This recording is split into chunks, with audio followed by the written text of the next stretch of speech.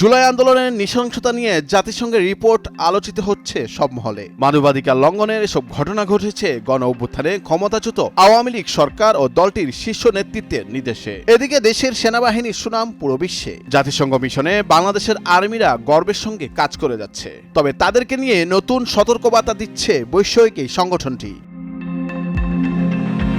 যেসব সামরিক বা পুলিশ সদস্য র্যাব, ডিজিএফআই বা ঢাকা মেট্রোপলিটন পুলিশের গোয়েন্দা শাখা অথবা বিজিবি ব্যাটালিয়নের সঙ্গে যুক্ত এবং ২০২৪ সালের মানবাধিকার লঙ্ঘনের সঙ্গে জড়িত ছিলেন, তারা জাতিসংঘের শান্তিরক্ষী মিশনের জন্য মনোনীত করা হবে না। সম্প্রতি জাতিসংঘের ফ্যাক্ট ফাইন্ডিং মিশনের প্রকাশিত প্রতিবেদনে এসব কথা বলা হয়েছে।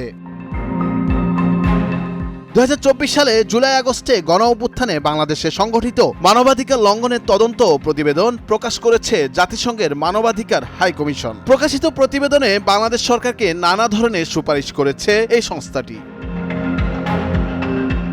সরকারের উদ্দেশ্যে তারা বলেছে, জাতিসংঘ মিশন বা অন্যান্য আন্তর্জাতিক মিশনে নিয়োজিত কোনো বাংলাদেশি কর্মী যাতে আন্তর্জাতিক মানবাধিকার, মানবিক বা শরণার্থী আইন লঙ্ঘন বা যৌন হয়রানি বা অপব্যবহারের অভিযোগে অভিযুক্ত না হন তা নিশ্চিত করার জন্য একটি কার্যকর ও শক্তিশালী স্বাধীন মানবাধিকার স্ক্রিনিং ব্যবস্থা গড়ে তুলুন।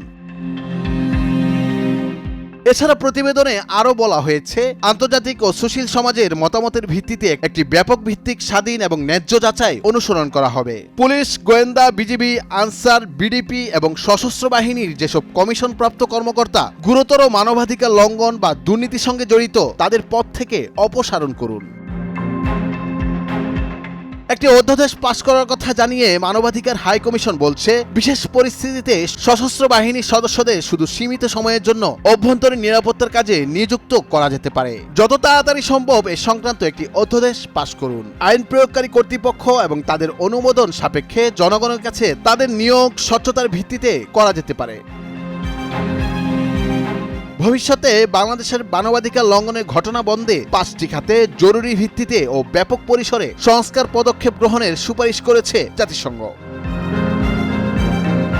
২০২৪ সালের ১ জুলাই থেকে ১৫ আগস্ট পর্যন্ত বাংলাদেশে সংগঠিত মানবাধিকার লঙ্ঘনের ঘটনাগুলো বিশ্লেষণ ও গুরুতর আহত সহ অনেক বিক্ষোভকারীর সঙ্গে কথা বলে একটি প্রতিবেদন দিয়েছে জাতিসংঘের মানবাধিকার বিষয়ক হাই কমিশনের দপ্তরের তথ্যানুসন্ধান দল।